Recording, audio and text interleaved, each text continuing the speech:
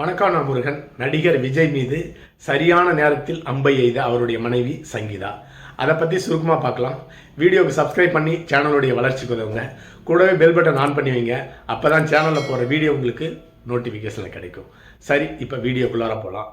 மகாபாரதத்தில் ஒரு வசனம் வரும், அர்ஜுனா இதுதான் சரியான நேரம், அம்பை கர்ணன் மீது வீசு, அவன் கண்டிப்பாக மரணம் அடைவான் அப்படின்னு சொல்லிட்டு ஒரு வசனம் வரும். அதை போலவே தேர்தலுக்கு இன்னும் 3 மாதம் தான் இருக்குது. அப்படி இருக்கும் பொழுது நடிகர் விஜயனுடைய மனைவி சங்கீதா அவர்கள் விவாகரத்து கேட்டு சென்னை நீதிமன்றத்தில் வழக்கு தொடர்ந்திருக்காங்க. ஒரு சரியான அரசியல்வாதியாக செயல்பட்டு கொண்டிருக்கின்றார் என்று எடுத்துக்கொள்ள வேண்டும். தேர்தலுக்கு 3 மாதம் தான் இருக்குது. தமிழக வெற்றி கழகத்தினுடைய கட்சி தலைவர் விஜய் அவர்களுடைய பெயரை டேமேஜ் செய்யணும் அப்படிங்கிறதுல அவருடைய மனைவி சங்கீதா அவர்களும் ஒரு அரசியல்வாதியாக செயல்பட்டு கொண்டிருக்கின்றார். அதனால தான் சரியான நேரம் பார்த்து விஜய் மீது அம்பை தொடுத்திருக்கின்றார். அடுத்ததாக கணவன் மனைவி சண்டை. கணவன் மனைவி சண்டை அப்படின்னாவே வெக்கம், மானம், சூடு, சொரணை எதுவுமே அந்த சண்டைக்குள்ளார இருக்கக்கூடாது. ஒருவருக்கு ஒருவர் கணவன் மனைவி சண்டை போட்டுக்கிட்டா சண்டை முடிஞ்ச அடுத்த சில நொடிகளுக்குள்ளாரையே சமாதானமாக போயிடணும், அந்த சண்டையை மறந்துடணும். அப்போ தான் கணவன் மனைவி அப்படிங்கிற உறவு வாழ்நாள் முழுக்க தொடர்ந்து இருக்கும்.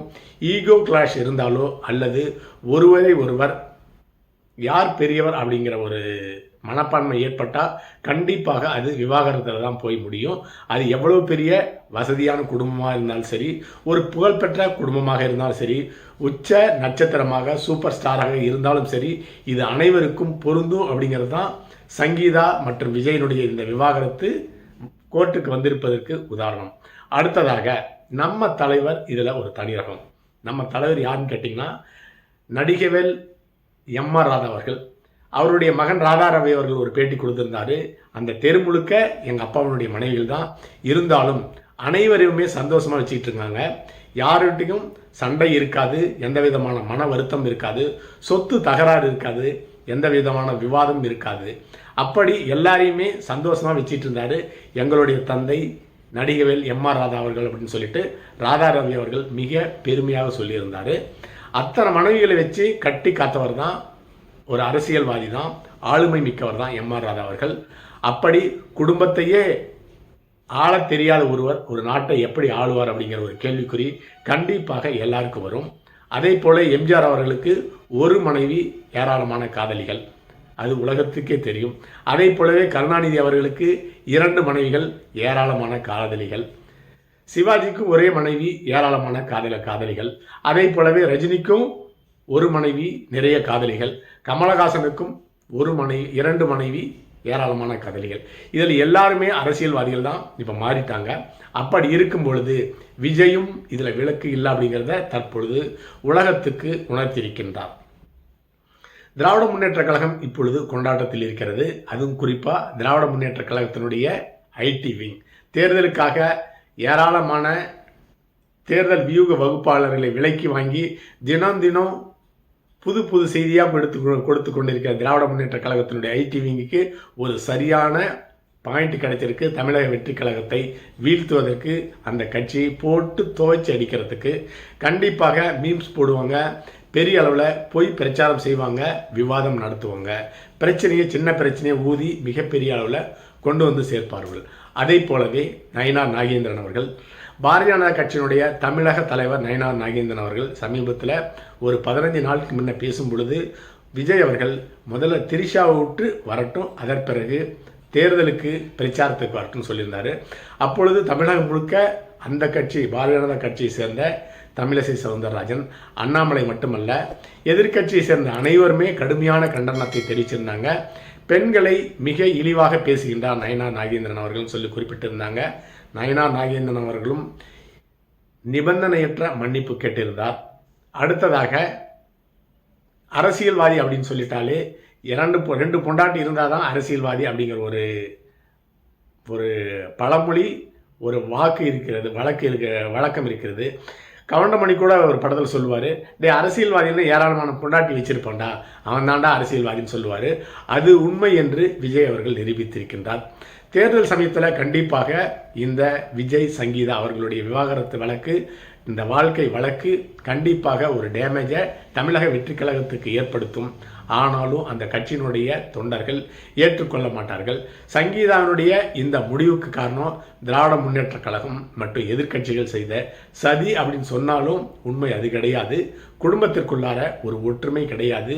விஜய் அவர்கள் இறங்கி வந்து தன்னுடைய மனைவியுடன் சமாதானமாக போகவில்லை அப்படிங்கிறது தான் உண்மை. அடுத்ததாக 2 வருடமாக பேசுகிறேன்னு சொல்லியிருந்தாரு. தன்னுடைய கணவர் இப்போ வந்து பேசுவார், நாளைக்கு வந்து பேசுவார்னு சொல்லிட்டு 2 வருடமாக காத்திருந்தேன். நிறைய முறை அவரை சந்தித்து பேச முயற்சி செய்த பொழுது அதை மறுத்து விட்டார், ஏற்றுக்கொள்ளவில்லை. அதனால் என்னுடைய குழந்தைகளுக்கும் எனக்கும் மிகப்பெரிய மன அழுத்தத்தில் இருக்கும். இதனுடைய கடைசி கட்டமாக தான் இதற்கு மேல் வாழ முடியாது ஒற்றுமையாக அப்படிங்கிற ஒரு முடிவுக்கு வந்து இந்த வழக்கு விவாகரத்து வழக்கை தொடுத்ததாக அவருடைய மனைவி கூறியிருக்கின்றார். இப்படி இருக்கும் பொழுது கரூர் சம்பவம் நடந்து 75 நாட்கள் வீட்டை விட்டு வெளியே வராதவர் தான் விஜய் அவர்கள். தன்னுடைய குடும்ப பிரச்சனையை தன்னுடைய மனைவியுடன் குழந்தையுடன் கூடி விவாதிக்காத விஜய் அவர்கள் 41 பேர் மரணம் அடைந்துட்டாங்க கரூர் சம்பவத்தில். அவரை பார்க்க வந்த தொண்டர்கள் அதற்காக போராட்டம் நடத்தாத விவாதம் நடத்தாமல் திராவிட முன்னேற்ற கழகம் செய்த சதியை தெருவில் கொண்டு பேசாத விவாதிக்காத விஜய் அவர்கள், தன்னுடைய குடும்பத்தினுடைய பிரச்சனையே கையாள தெரியாத விஜய் அவர்கள் மக்களுடைய பிரச்சனை தனக்காக இருந்த 41 பேருக்காக எப்படி நியாயம் தேடி தரப்போகிறார் அப்படிங்கிறது $1 மில்லியன் கொஷின். அது நடக்காத ஒன்று. அடுத்ததாக திருசங்கு சொர்க்கத்தில் இருக்கிறாரு நாம் தமிழர் கட்சியினுடைய தலைவர் சீமான் அவர்கள். ஒன்று அந்த பக்கமாக நில்லு, இல்லைனா இந்த பக்கமாக நில்லு, ரோடு பக்கம் நடுவில் ரோட்டில் நின்றுனா லாரி அடித்து செத்துருவேன்னு சொல்லிட்டு பஞ்சு டைலாக் பேசினவர் தான் விஜய் நோக்கி நாம் தமிழர் கட்சியினுடைய தலைவர் சீமான் அவர்கள். இப்போ என்ன பேச போகிறாருன்னா, தன்னுடைய தங்கை சங்கீதாவுக்காக வரிந்து கட்டி கொண்டு விஜயினுடைய குடும்பத்திற்கு நல்லது செய்வதாக சொல்லிக்கொண்டு தன்னுடைய ஆத்திரத்தை எல்லாம் பொதுவெளியில் கொட்டி நியாயப்படுத்த போகிறார். 2 பேரையும் சேர்த்து வைக்க நான் கண்டிப்பாக முயற்சி செய்வேன் சொல்லி பேசப் போகிறார்.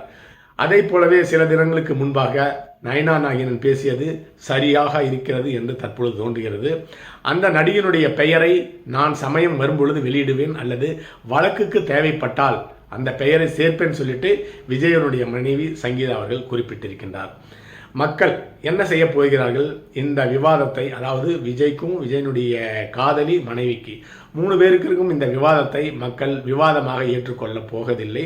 அதை ஒரு பெருசாக எடுத்துக்கொள்ளவும் மாட்டார்கள். ஆனால் திராவிட முன்னேற்ற கழகம் அதை விவாத பொருளாக விவாதமாக்கும்.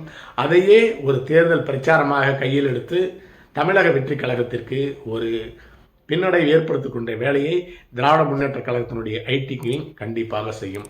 மொத்தத்தில் சரியான நேரத்தை பார்த்து விஜயனுடைய மனைவி சங்கீதா விஜய் மீது அம்பை தொடுத்திருக்கிறார் அப்படிங்கிறது தான் உண்மை. அடுத்த பதிவில் சந்திக்கலாம். நன்றி.